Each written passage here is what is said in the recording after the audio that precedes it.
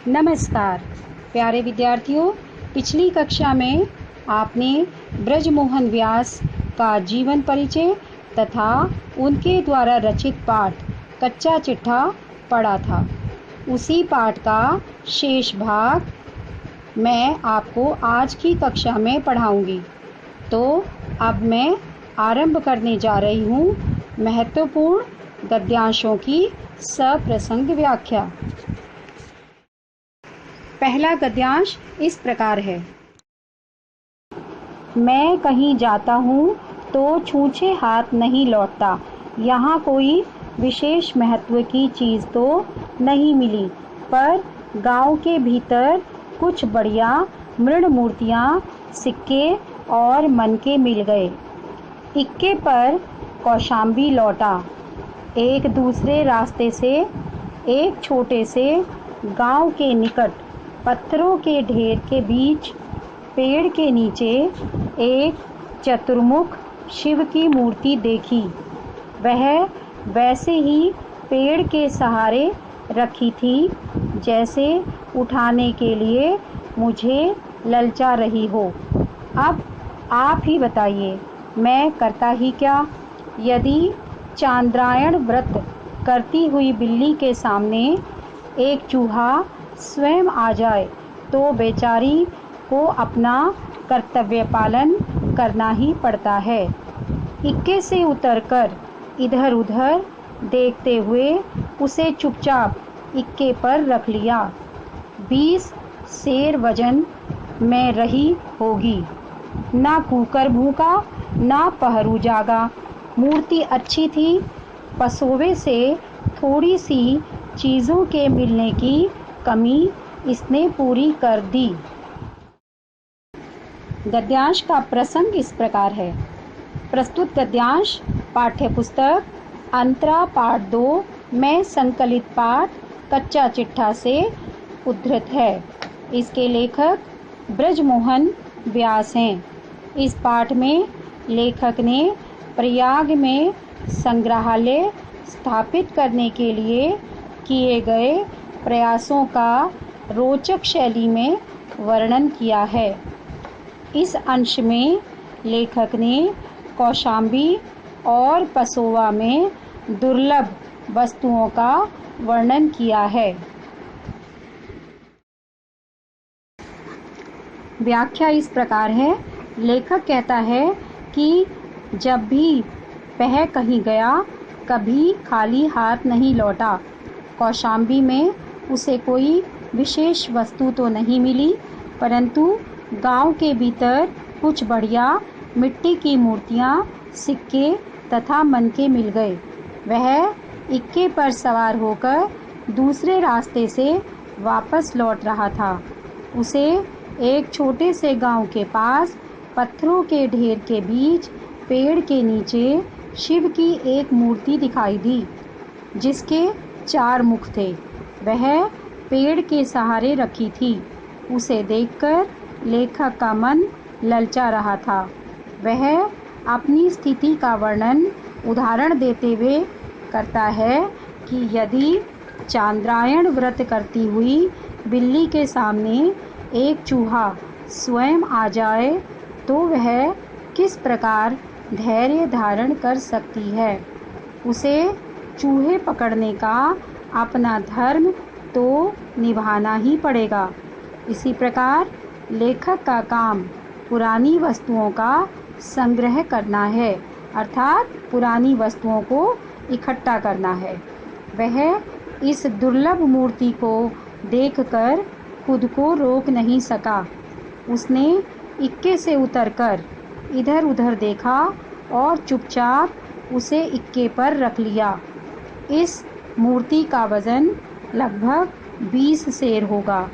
इस चोरी पर न तो कुत्ता भौंका और न ही पहरेदार जागा, अर्थात किसी को मूर्ति चोरी की खबर नहीं लगी। यह मूर्ति अच्छी थी। लेखक को पसोवे से जो थोड़ी चीज़ें मिली थी उसकी भरपाई इस मूर्ति के मिलने से हो गई। विशेष इस प्रकार है। पहला, लेखक की मूर्ति चोरी का रोचक वर्णन है। दूसरा, ना कुकर भूका ना पहरू जागा, लोकोक्ति का सुंदर वर्णन किया गया है। तीसरा, मिश्रित शब्दावली है जिसमें तत्सम, तद्भव और देशज शब्दों का सुंदर प्रयोग है। चौथा, खड़ी बोली में सशक्त भाव अभिव्यक्ति है। पांचवा, उद्धरण शैली में अर्थात उदाहरण शैली में लेखक की सुंदर एवं दुर्लभ वस्तुओं के संग्रह करने की प्रकृति का सुंदर चित्रण है। गद्यांश 2 इस प्रकार है।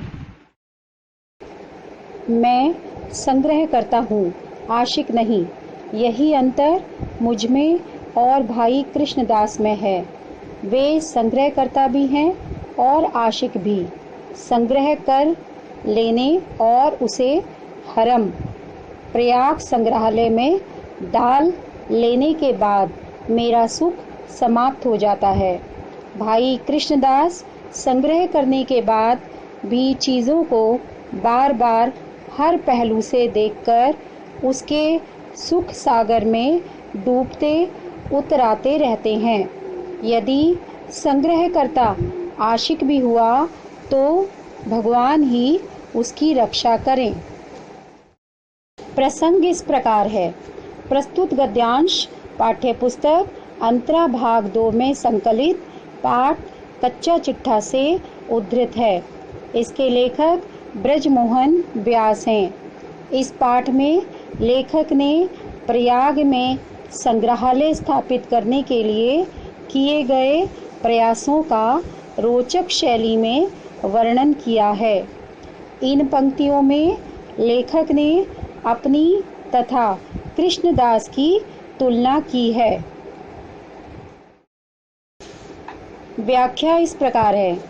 लेखक अपने बारे में बताता है कि वह वस्तुओं का संग्रह अवश्य करता है, परंतु उनका दीवाना नहीं है। भाई कृष्णदास वस्तुओं के संग्रहकर्ता तथा आशिक भी हैं। दोनों में यही मूलभूत अंतर है। लेखक वस्तुओं को इकट्ठा करता है और उसे प्रयाग संग्रहालय में रखने के बाद उन्हें प्रेम नहीं करता, उसकी इच्छा समाप्त हो जाती है।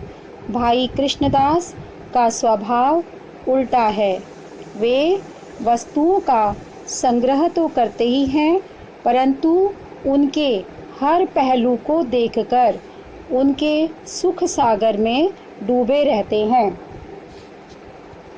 यह स्थिति दीवानगी के स्तर तक पहुंच जाती है। संग्रहकर्ता आशिक हो जाए तो ईश्वर ही उनकी रक्षा कर सकता है। विशेष इस प्रकार है। साहित्यिक खड़ी बोली में भावों की सफल अभिव्यक्ति है। भाषा प्रवाहमयी है। सुख सागर में सामासिक शब्दावली है। मिश्रित शब्दावली का प्रयोग किया गया है, जिसमें तत्सम, तद्भव और विदेशी शब्दों का प्रयोग हुआ है। बच्चों, तीसरा गद्यांश इस प्रकार है। मैं तो केवल निमित्त मात्र था, अरुण के पीछे सूर्य था। मैंने पुत्र को जन्म दिया, उसका लालन पालन किया, बड़ा हो जाने पर उसके रहने के लिए विशाल भवन बनवा दिया, उसमें उसका गृह प्रवेश करा दिया। उसके संरक्षण एवं परिवर्धन के लिए एक सुयोग्य अभिभावक डॉक्टर सतीश चंद्र काला को नियुक्त कर दिया और फिर मैंने संन्यास ले लिया। प्रसंग इस प्रकार है। प्रस्तुत गद्यांश पाठ्यपुस्तक अंतरा भाग 2 में संकलित पाठ कच्चा चिट्ठा से अवतरित है। इसके लेखक ब्रजमोहन व्यास हैं। इस अंश में लेखक ने संग्रहालय को उचित हाथों में सौंपने और उसके उत्तरदायित्वों से मुक्त होने का वर्णन किया है। व्याख्या इस प्रकार है। संग्रहालय की समुचित व्यवस्था कराने और उचित संरक्षक के हाथों में सौंपकर अपने कार्य से मुक्त होने के बाद लेखक कहता है कि उसने उस संग्रहालय की स्थापना में थोड़ा सा ही योगदान दिया है। यह योगदान उसी तरह है जैसे अरुण के पीछे सूर्य का हाथ था। लेखक कहता है कि उसने तो संग्रहालय की कल्पना की, उसकी नींव रखवाई और उसमें दुर्लभ वस्तुओं को रखा। इस प्रकार संग्रहालय अस्तित्व में आया। उसके लिए आवश्यक वस्तुओं का प्रबंध करता रहा और ढेर सारी वस्तुएं जमा हो जाने पर उसके लिए एक विशाल भवन बनवाकर उसका उद्घाटन करा दिया। लेखक ने उस संग्रहालय के पुष्पित और पल्लवित होने के लिए डॉक्टर सतीश चंद्र काला को नियुक्त किया। संग्रहालय की देख रेख का दायित्व उन्हें सौंपकर वह कार्यमुक्त हो गया। विशेष इस प्रकार है। इस गद्यांश में साहित्यिक खड़ी बोली में भावों की सफल अभिव्यक्ति है। भाषा प्रवाहमयी है। तत्सम शब्दावली की बहुलता है। प्यारे बच्चों, अब मैं आपको कच्चा चिट्ठा पाठ के प्रश्नोत्तर समझाने जा रही हूँ। प्रश्न 1 इस प्रकार है। पसोवा की प्रसिद्धि का क्या कारण था और लेखक वहाँ क्यों जाना चाहता था? उत्तर इस प्रकार है। पसोवा जैन धर्म का एक बड़ा तीर्थ स्थल है। यहाँ पुराने समय से हर वर्ष जैनियों का विशाल मेला लगता है। इस मेले में दूर दूर से हजारों जैन यात्री आते हैं। यहाँ के बारे में कहा जाता है कि यहाँ पर एक छोटी सी पहाड़ी थी जिसकी गुफा में बुद्धदेव व्यायाम करते थे। उस पहाड़ी पर विषधर सर्प भी रहता था। एक किंवदंती भी है कि यहीं पर सम्राट अशोक ने एक स्तूप का निर्माण करवाया था जिसमें बुद्ध के थोड़े से केश और नखखंड रखे गए थे। लेखक इन्हीं अवशेषों को ढूंढने गया था जिनके माध्यम से वह प्रयाग संग्रहालय की अनमोल वस्तुओं की संख्या वृद्धि कर सके। प्रश्न 2 इस प्रकार है। मैं कहीं जाता हूँ तो छूछे हाथ नहीं लौटता से क्या तात्पर्य है? लेखक कौशाम्बी लौटते हुए अपने साथ क्या क्या लाया? उत्तर इस प्रकार है। लेखक की इस पंक्ति का आशय है कि वह कहीं भी जाता है तो ऐतिहासिक महत्व की कोई न कोई वस्तु अवश्य लाता है। कौशाम्बी से लौटते समय वह कुछ बढ़िया मृण मूर्तियाँ यानी मिट्टी की मूर्तियाँ, सिक्के, मनके तथा चतुर्मुख शिव की मूर्ति लाया। गांव वाले इस मूर्ति की आराधना करते थे, इसलिए उसे यह मूर्ति वापस देनी पड़ी। दूसरी बार वह कौशाम्बी गया तो एक गांव में से बोधिसत्व की लाल पत्थर की 8 फुट ऊंची मूर्ति मिल गई। वह मूर्ति सिर से खंडित थी अर्थात टूटी हुई थी। इस बार लेखक वहाँ से ऐतिहासिक महत्व वाली वह मूर्ति ले आया। प्रश्न 3 इस प्रकार है। चांद्रायण व्रत करती हुई बिल्ली के सामने एक चूहा स्वयं आ जाए तो बेचारी को अपना कर्तव्य पालन करना ही पड़ता है। लेखक ने यह वाक्य किस संदर्भ में कहा और क्यों? उत्तर इस प्रकार होगा। लेखक कौशाम्बी लौट रहा था तो रास्ते में एक गांव के निकट पत्थरों के ढेर के बीच पेड़ के नीचे एक चतुर्मुख शिव की मूर्ति देखी। वह पेड़ के सहारे रखी थी और लेखक का मन ललचा रहा था। वह गांव की संपत्ति थी, परंतु पुरातत्वविद होने के कारण वह इस मूर्ति को उठाने से स्वयं को नहीं रोक सका। उसने उसे चुपचाप इक्के पर रख लिया।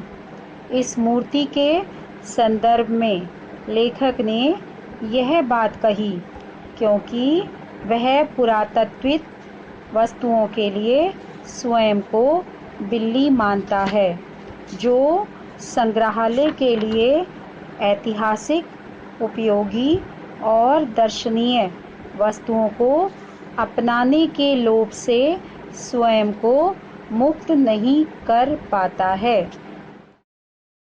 प्रश्न 4 इस प्रकार है। अपना सोना खोटा तो पर खवैया का कौन दोष से लेखक का क्या तात्पर्य है? उत्तर इस प्रकार होगा। लेखक गांव से शिव की चतुर्मुखी मूर्ति को चुपचाप उठा लाया था। उस समय तक उस इलाके में यह बात फैल गई थी कि कोई भी पुरातात्विक वस्तु वहां से गायब होती है तो अधिकतर लेखक ही उन्हें लेकर जाता है। उनका यह संदेह 95% तक ठीक होता था। मूर्ति उठाने पर गांव वालों को उस पर संदेह हो गया। यह उक्ति लेखक ने अपने लिए प्रयुक्त की है कि जब अपने सोने में ही दोष हो तो जांच परख करने वाले को क्या दोष देना। प्रश्न 5 इस प्रकार है। गांव वालों ने उपवास क्यों रखा और उसे कब तोड़ा? दोनों प्रसंगों को स्पष्ट कीजिए। उत्तर इस प्रकार होगा। लेखक गांव से चतुर्मुख शिव की मूर्ति उठा लाया था। गांव वाले उसकी पूजा करते थे। मूर्ति के गायब हो जाने पर वे दुखी थे। उन्होंने अपने आराध्य की प्राप्ति के लिए उपवास रखा अर्थात व्रत रखा। उन्होंने पानी तक पीना छोड़ दिया था। वे भगवान की प्राप्ति तक पानी न पीने का उपवास रखे हुए थे। लेखक ने उन्हें वह मूर्ति वापस की। मिठाई तथा जल मंगाकर लोगों का उपवास तुड़वाया। फिर उस मूर्ति को मोटर पर रखवाकर अड्डे तक पहुंचाया। इस प्रकार गांव वालों का उपवास टूटा। प्रश्न 6 इस प्रकार है। लेखक बुढ़िया से बोधिसत्व की 8 फुट लंबी सुंदर मूर्ति प्राप्त करने में कैसे सफल हुआ? उत्तर इस प्रकार होगा। लेखक दूसरे साल फिर कौशाम्बी गया। वहाँ उसे एक खेत की मेड़ पर बोधिसत्व की 8 फुट लंबी सुंदर मूर्ति दिखाई दी। यह लाल पत्थर की थी। उसने उसे उठवाया तो वहाँ एक बुढ़िया पहुँच गई। और उसने उससे हर्जाना मांगा, क्योंकि मूर्ति निकालते समय 2 दिन तक खेत का काम रुक गया था। लेखक ने उसे 2 रुपए दिए तथा नुकसान पूरा करने की बात कही। बुढ़िया ने पैसे मिलते ही मूर्ति ले जाने की अनुमति दे दी। इस प्रकार मात्र 2 रुपए में वह यह मूर्ति पाने में सफल हुआ। प्रश्न 7 इस प्रकार है। ईमान ऐसी कोई चीज़ मेरे पास हुई नहीं तो उसके डिगने का कोई सवाल नहीं उठता। यदि होता तो इतना बड़ा संग्रह बिना पैसा कौड़ी के हो ही नहीं सकता। इस पंक्ति के माध्यम से लेखक क्या कहना चाहता है? उत्तर इस प्रकार होगा। लेखक का मानना है कि कोई भी बड़ा काम ईमानदारी से पूरा नहीं किया जा सकता। लेखक यदि ईमानदारी से काम करता तो वह इतना बड़ा संग्रह नहीं कर पाता। वह अपनी वाक कला अर्थात वाणी के बल पर चतुराई तथा कम पैसों में बेहद कीमती चीज़ें ले आया और पुरातात्विक चीज़ों का संग्रहालय तैयार किया। आज के युग में बिना छल किए काम सिद्ध नहीं होते। प्रश्न 8 इस प्रकार है। 2 रुपए में प्राप्त बोधिसत्व की मूर्ति पर 10,000 रुपये क्यों न्योछावर किए जा रहे थे? उत्तर इस प्रकार होगा। लेखक ने बोधिसत्व की बिना सिर की मूर्ति मात्र 2 रुपए में हासिल की थी। यह मथुरा के लाल पत्थर की बनी हुई थी। उस मूर्ति के लिए फ्रांसीसी डीलर 10,000 देने के लिए तत्पर था।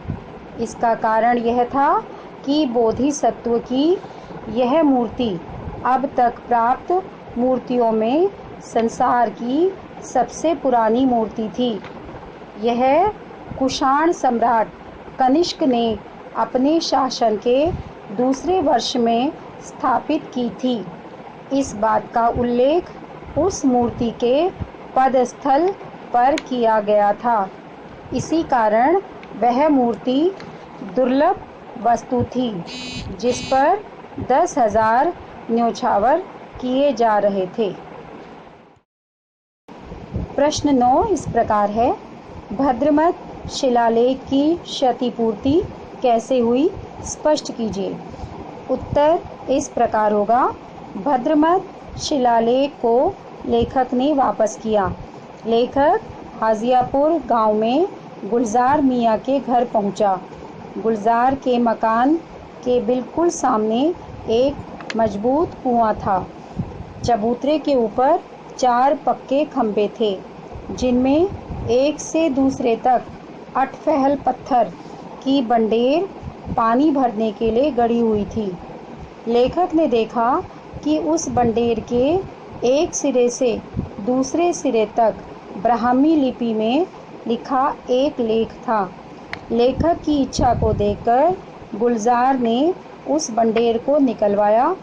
इस प्रकार भद्रमत शिलालेख की क्षतिपूर्ति उस बंडेर से हो गई। प्रश्न 10 इस प्रकार है। लेखक अपने संग्रहालय के निर्माण में किन किन के प्रति अपना आभार प्रकट करता है और किसे अपने संग्रहालय का अभिभावक बनाकर निश्चिंत होता है? उत्तर इस प्रकार होगा।